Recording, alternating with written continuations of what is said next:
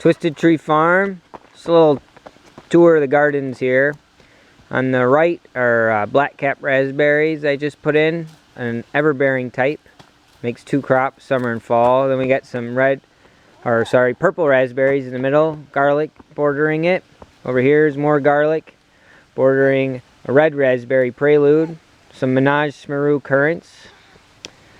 Little kid there. A couple tiny blueberry bushes behind him that just went in. These are all greens. Vegetables for us to just eat fresh out of the garden. This plant is really awesome. This is sorrel. We eat this all the time. It's just a great snack. It comes up first thing in the spring and stays green all summer. It never bolts. It's a great variety. There's Forest. Just more greens. Lots of cilantro, beets, chard, kale, carrots, collards, that kind of stuff. I don't know why he's doing that. Some peas starting to come up along the fence. This is German white garlic. I got a whole bunch more of this planted on top of the hill, but this is the patch down here at the house. And here's more greens. We really like to have fresh greens. These are some yellow raspberries that just went in.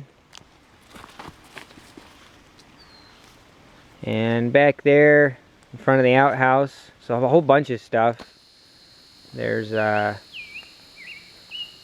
Titania black currant. It's actually covered in fruit right now. That'll be ripe in a few weeks. There's some echinacea right there, purpurea. There's a bunch of hascat bushes behind it. And here's our rhubarb patch. Rhubarb always gets really big. It looks the best in the early part of this season, around May. Then we got some beets, spinach that's gone to seed. This plant I totally love. This is blue vervain, and it hasn't flowered yet. This summer it's about to. It's a great medicine plant. My wife makes a lot of tincture with it, but the flowers are just starting to come on, and when they get going, it is something else to see. Behind it, that's all sage that I've been piling soil around to help the stems root into. There's some sea berries back there that I'm stool layering for propagation. There's a bunch of blue hyssop right there. Let's see. These are all nursery beds down to that hooped area. Here's a whole bunch of echinacea. There's that kid again. These are all elderberry and blackcurrant cuttings in these beds.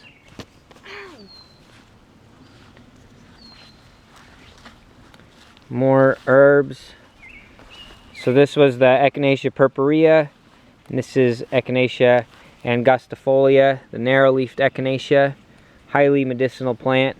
Some baby sweet cicelies coming up, some anise hyssop, really wonderful flavor. This is all yarrow.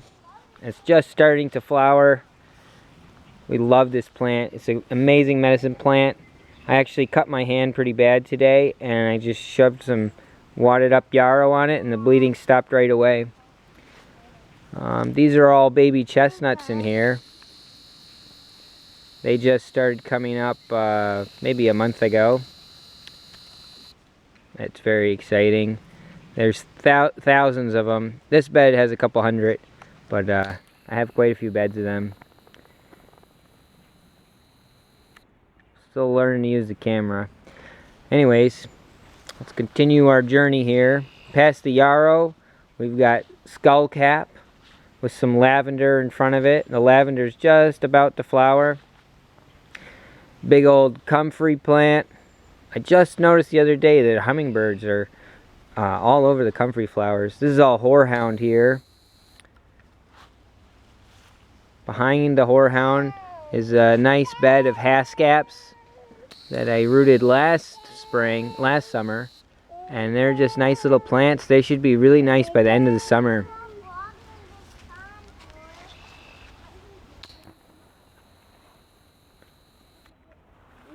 This is the blue hyssop. That'll flower later this summer. That's a fantastic medicine plant and pollinator plant. A little more comfrey. Those big sword-like leaves. Here's catnip. Love this plant just for encouraging the cats to come down here. And here's some of the air prune beds that are in action right now. On the left is all hazelnut. On the right, there's pawpaw bed. They have not come up yet. They come up really late.